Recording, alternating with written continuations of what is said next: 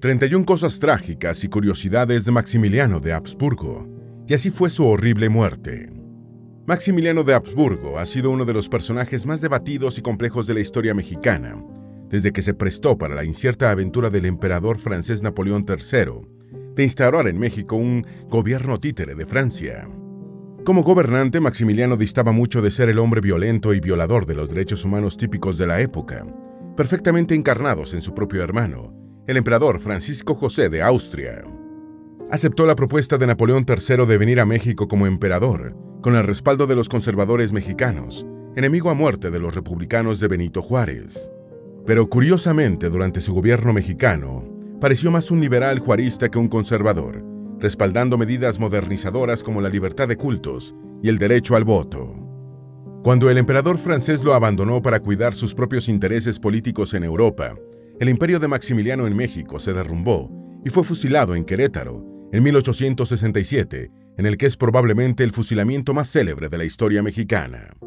Vamos a repasar en este video las incidencias más curiosas y trágicas sobre Maximiliano de México, particularmente las relacionadas con su captura, enjuiciamiento y ejecución. Antes de meternos a fondo, no te olvides de suscribirte a nuestro canal y activar las notificaciones para mantenerte al día con nuestras actualizaciones.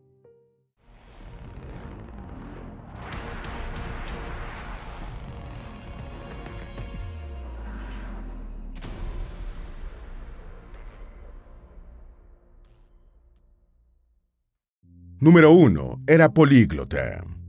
Maximiliano de Habsburgo nació en el Palacio Vienés de Schönbrunn el 6 de julio de 1832, como segundo hijo del archiduque Francisco Carlos de Austria y su esposa Sofía de Baviera.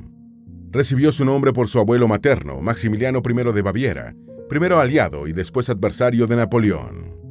A decir de su madre, el joven Maximiliano era de naturaleza más soñadora y derrochadora que su hermano, el futuro emperador Francisco José de Austria, y sintió una temprana afición por el paisajismo y la vida natural. Fue sometido a un riguroso programa educativo de casi 60 horas semanales, y aparte de su alemán nativo, aprendió otros 10 idiomas, incluyendo español y el náhuatl mexicano. Número 2. Quedó horrorizado por los ahorcamientos que presenció.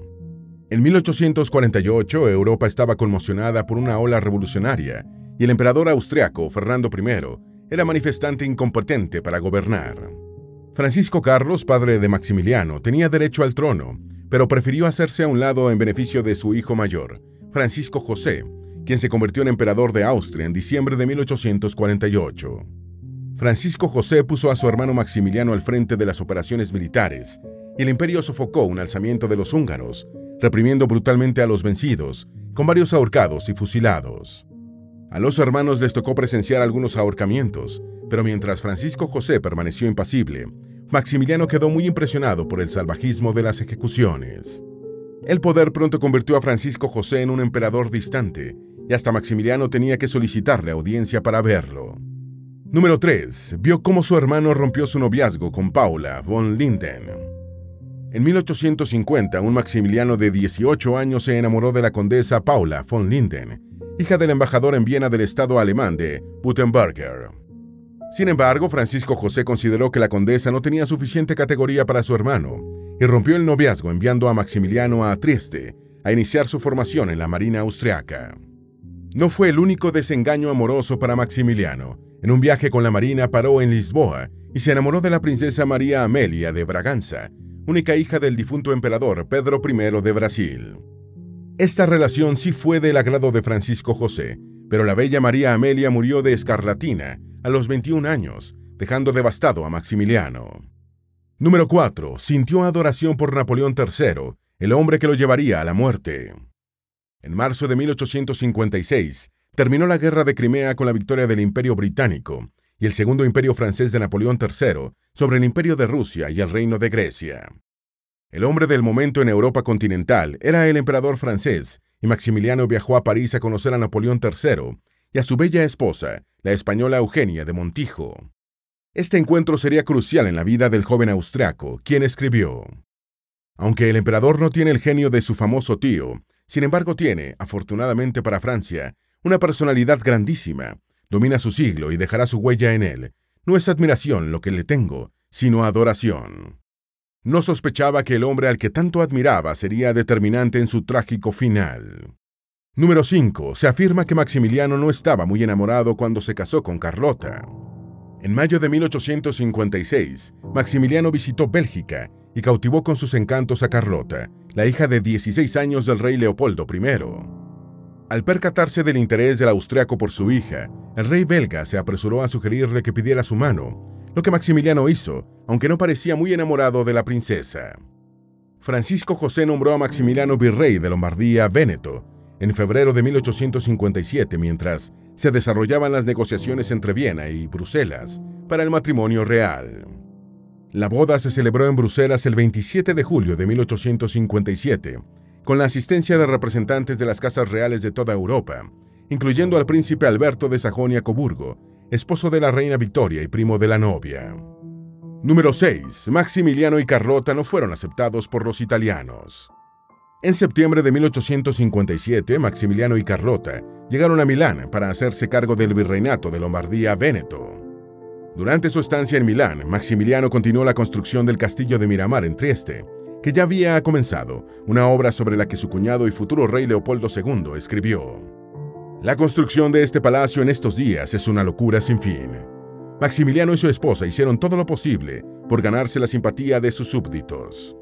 Carlota hablaba en italiano y en una ocasión se vistió como las campesinas lombardas, y la pareja daba paseos por el Gran Canal de Venecia en busca de la aclamación por los itálicos, indiferentes u hostiles con los austriacos, se negaban a dar. Número 7. Francisco José consideraba muy blando a Maximiliano. Maximiliano simpatizaba con las ideas liberales, pero como virrey de Lombardía-Véneto, tenía mando administrativo, mas no militar, y cualquier iniciativa suya por aliviar la situación de los italianos era arruinada por el comportamiento del ejército.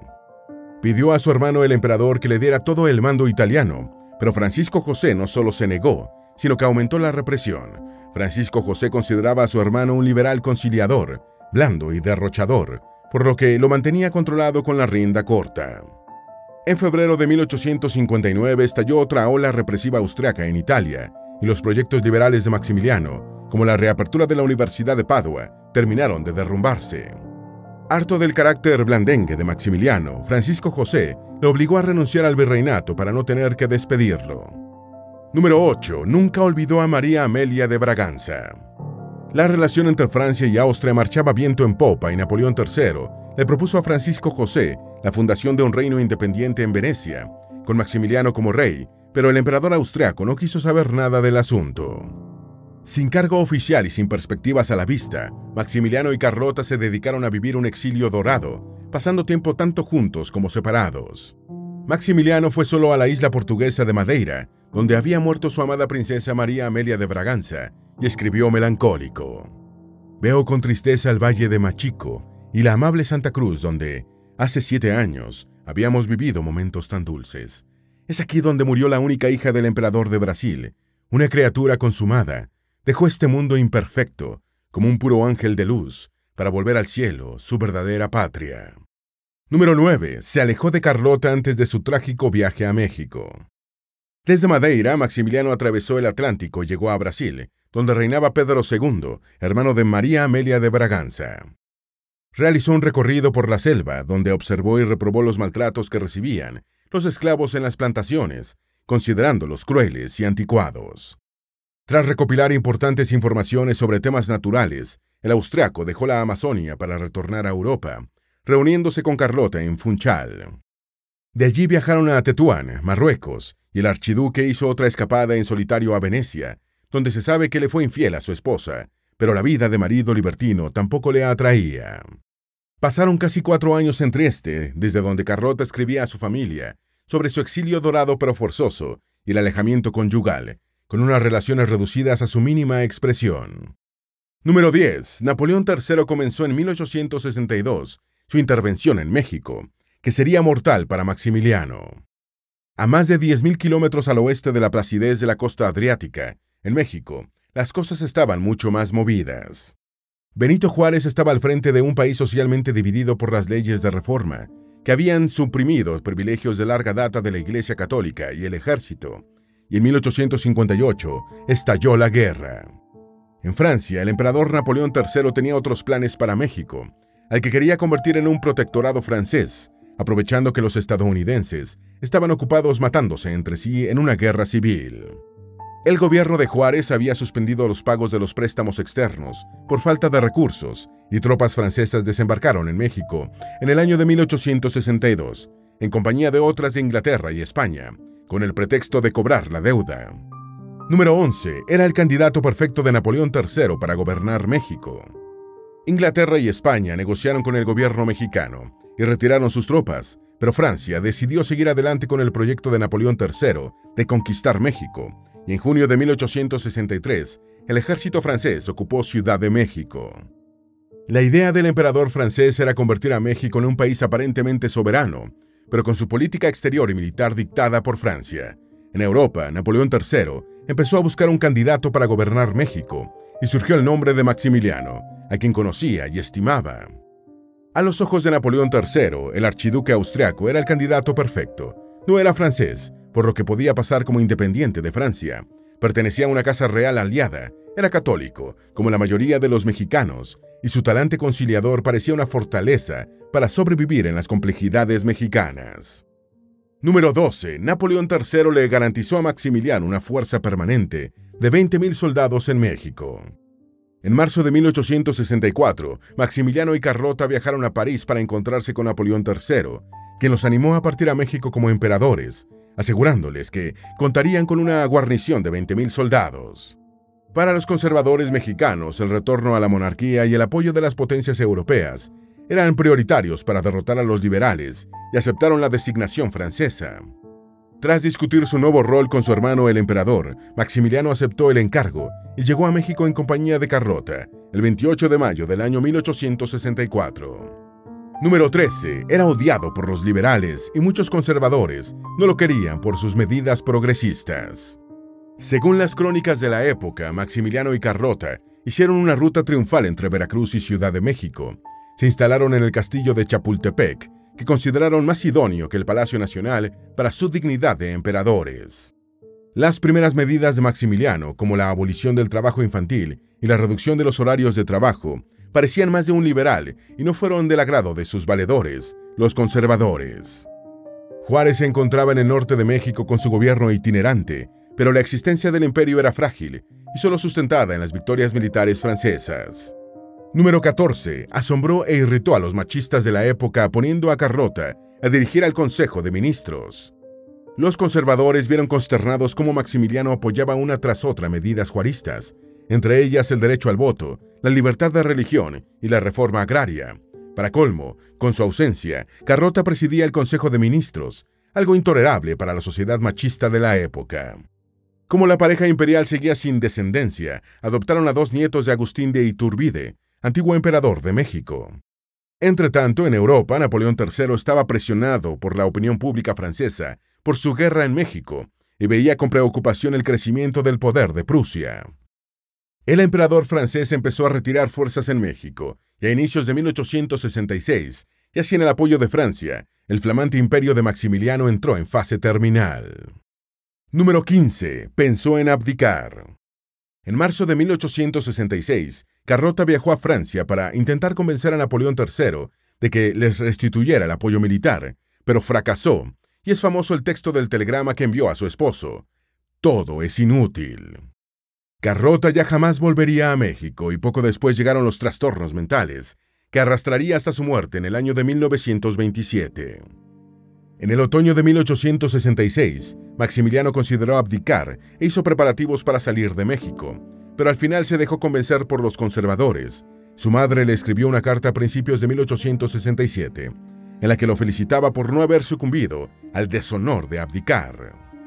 Número 16. Decidió atrincherarse en Querétaro.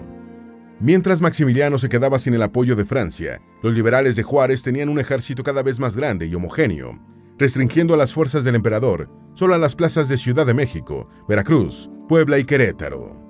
Maximiliano decidió atrincherarse en Querétaro, llegando a la ciudad el 19 de febrero de 1867. El asedio republicano de Querétaro comenzó el 5 de marzo de 1867, al mando del general Mariano Escobedo, mientras Maximiliano estableció su cuartel general en el Cerro de las Campanas.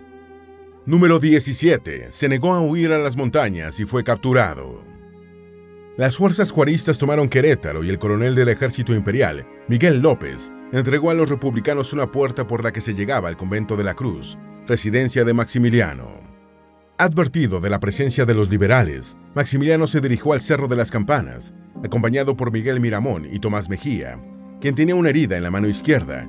Viendo la situación perdida, Mejía le sugirió a Maximiliano que escapara a las montañas, pero el emperador se negó. Al llegar al Cerro de las Campanas, fueron capturados por una fuerza al mando de Sóstenes Rocha. Número 18. Intentó negociar el perdón a cambio de entregar Ciudad de México y Veracruz. Tras ser capturado en el Cerro de las Campanas, Maximiliano fue trasladado a su antigua habitación del convento de la Cruz. El 17 de mayo fue llevado al convento de las Teresas, del que los republicanos habían echado a las monjas, donde el reo podía ser más fácilmente vigilado. Consciente de que se enfrentaba a la muerte, el austriaco se entrevistó el 23 de mayo con Escobedo para negociar. Solo tenía dos cartas, Ciudad de México y Veracruz, únicas ciudades que continuaban en poder imperial, aunque asediadas por los juaristas. Maximiliano ofreció a Escobedo entregar a las dos ciudades sin combatir, a cambio de su regreso a Austria, pero el general patriota sabía que ambas plazas estaban a punto de caer en manos del ejército republicano y rechazó la oferta. Número 19. No asistió a su juicio por una fuerte disentería. Profundamente desanimado por el rechazo de Escobedo, Maximiliano retornó a pasar su última noche en el convento de las Teresas, ya que al día siguiente fue trasladado al convento de las Capuchinas, que sería su prisión final. El Consejo de Guerra que lo procesó, junto a los generales Miguel Miramón y Tomás Mejía, se constituyó el 13 de junio de 1867, a las 8 de la mañana, en el Teatro Iturbide de Querétaro.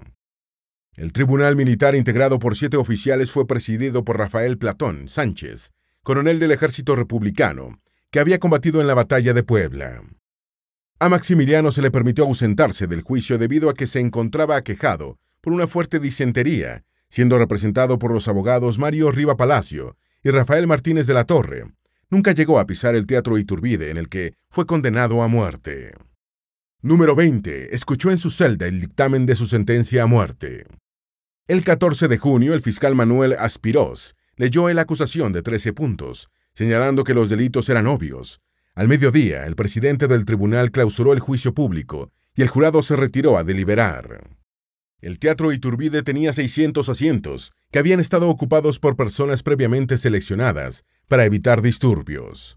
Entrada la noche, los miembros del jurado emitieron su voto individualmente y por escrito, resolviendo por unanimidad la aplicación de la pena capital a los 3 enjuiciados, conforme a la ley contra conspiradores promulgada por el presidente Juárez el 25 de enero del año 1862. El 15 de junio de 1867, el general Mariano Escobedo fue informado de la resolución del Consejo de Guerra y el 16, el fiscal Refugio González, recién designado para ese cometido, le leyó la sentencia a Maximiliano en su celda. Número 21. La reina Victoria, Giuseppe Garibaldi, Víctor Hugo y Charles Dickens enviaron a Juárez peticiones de clemencia. En principio, estaba previsto fusilar a Maximiliano el mismo día 16 de junio a las 3 de la tarde, pero sus abogados entregaron al ministro de Relaciones Exteriores, Sebastián Lerdo de Tejada, una petición de clemencia dirigida al presidente Benito Juárez. Juárez ordenó una prórroga de 2 días en la ejecución de la sentencia, y el general Escobedo recibió una notificación oficial para que suspendieran los preparativos del fusilamiento. En los días previos al juicio y después del dictamen, diferentes monarcas y personajes de Europa y América se habían movilizado para pedir a Juárez por la vida de Maximiliano, incluyendo a Victoria del Reino Unido, Leopoldo II de Bélgica, Isabel II de España, Giuseppe Garibaldi, Víctor Hugo y Charles Dickens. Número 22. El último desayuno de Maximiliano fue pollo, pan, café y vino tinto. Juárez rechazó las peticiones de clemencia y la ejecución de Maximiliano quedó fijada para el 19 de junio de 1867. El día de su muerte, Maximiliano ya estaba despierto, aseado y vestido a las 4 de la madrugada, cuando llegó el sacerdote Manuel Soria y Breña. El condenado se confesó según el rito católico, mientras en las celdas contiguas Miramón y Mejía hacían lo mismo, y luego los 3 fueron reunidos para oficiar una misa. Maximiliano tomó su último desayuno faltando 15 minutos para las 6 de la mañana, consistente en pollo, pan, café y vino tinto. A las 6 de la mañana llegó a la prisión de las Capuchinas la comitiva militar, designada para conducir a los reos al sitio de ejecución, encabezada por el coronel Miguel Palacios. Número 23. Al llegar al Cerro de las Campanas, un sereno Maximiliano dijo: «Vamos, señores». El coronel Palacios invitó a los reos a subir a los 3 coches alquilados para trasladarlos al Cerro de las Campanas. Maximiliano subió a un carruaje acompañado de su sacerdote y la comitiva partió, mientras los queretanos veían desde las calles y las ventanas de sus casas el viaje hacia el paredón de fusilamiento del hombre que hasta hacía poco había ostentado el título de emperador de México. Cuando llegaron al sitio de ejecución encontraron formada una tropa de 4,000 soldados y un paredón de fusilamiento que había sido construido el día anterior con adobes. Los 3 reos bajaron de sus carruajes, acompañados de sus sacerdotes y de algunas personalidades extranjeras. El archiduque austriaco lucía sereno y dijo a Miramón y Mejía: «Vamos, señores». Número 24. Repartió monedas de oro entre los miembros del pelotón de fusilamiento, pidiéndoles que le dispararan al pecho. Los condenados a muerte se dirigieron al paredón, donde ya esperaba el pelotón de fusilamiento, al mando de Simón Montemayor, capitán de 22 años. El austriaco sacó de su ropa un puñado de monedas de oro, que fue entregado a los integrantes del pelotón, pidiéndoles que le apuntaran al pecho y no a la cabeza. Maximiliano cedió el centro al general Miguel Miramón y se colocó a su izquierda, mientras Mejía quedó en el otro lado.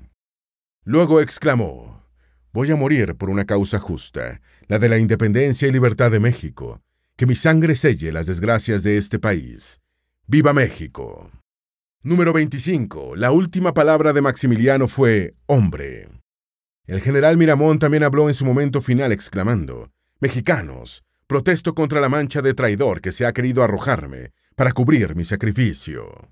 Muero inocente de este crimen y perdono a sus autores, esperando que Dios me perdone y que mis compatriotas aparten tan fea mancha de mis hijos, haciéndome justicia».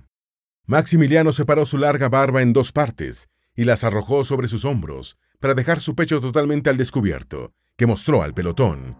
Las descargas mortales resonaron en el Cerro de las Campanas, mientras algunos queteretanos. Maximiliano separó su larga barba en 2 partes y las arrojó sobre sus hombros para dejar su pecho totalmente al descubierto, que mostró al pelotón. Las descargas mortales resonaron en el Cerro de las Campanas, mientras algunos queretanos que observaban a prudente distancia se persignaban.